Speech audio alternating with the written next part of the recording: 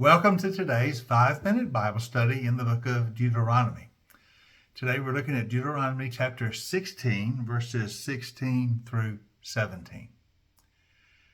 I want to kind of summarize what we've said the last few days about the festivals of Israel, the festivals the Lord commanded them to keep.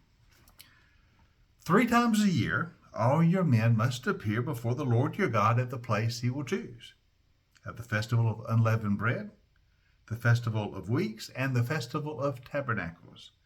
No one should appear before the Lord empty-handed.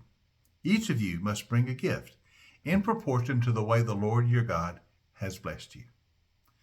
So Moses has talked to the Israelites about these 3 pilgrim festivals when they are to appear before the Lord at the place where the tabernacle resides, and they're to bring their offering. Based on the blessing that God has given them, they are to bring an offering to the Lord of worship, of adoration, and of praise. So you see, the religious life of Israel was organized around these festivals. The 3 mentioned in chapter 16 of Deuteronomy are the 3 great pilgrim festivals.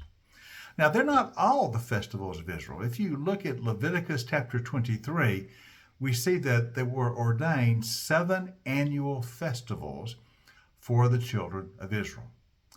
The first one was the Passover feast. It was, of course, in the spring, either March or April, depending on how it fell on the calendar, to remember the deliverance from Egypt, the Passover. Then the second festival was the festival of unleavened bread. Now, it would begin the day after the Passover and last for 7 days. And for 7 days that they would have no yeast or no leaven in their bread. Now, in truth, the practice of the Passover and the festival of unleavened bread were practiced as one festival, but in truth, there were 2 of them. And then also in the spring, there was the festival of first fruits. That would occur during the festival of unleavened bread. They would take the first of the barley harvest and present it before the Lord.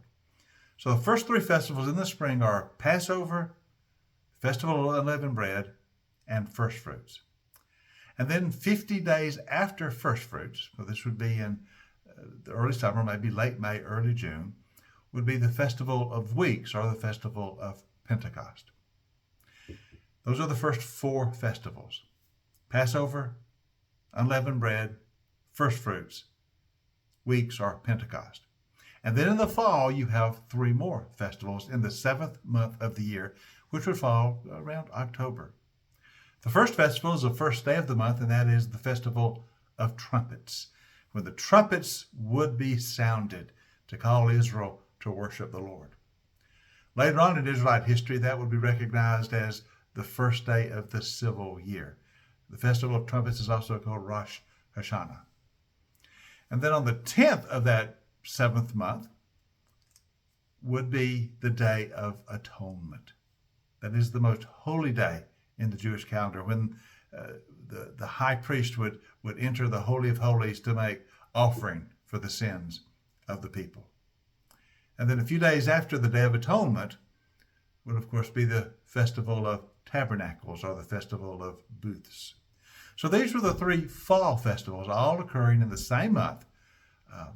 Trumpets on the first day of the month, on the 10th day, the Day of Atonement, and then around the 15th day was the Festival of Tabernacles, which would last for 7 days.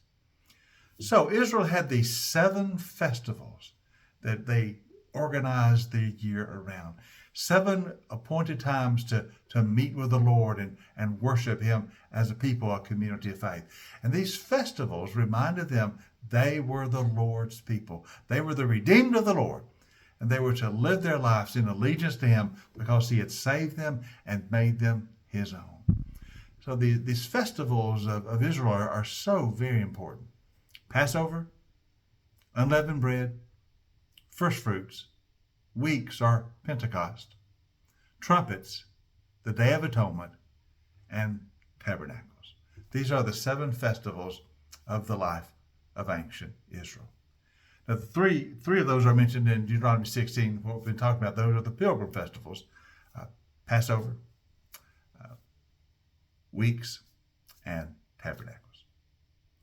Okay, I hope you join us tomorrow as we continue in our 5-minute Bible study in the book of Deuteronomy. Tomorrow we'll begin looking at chapter 17 of this wonderful book of Deuteronomy.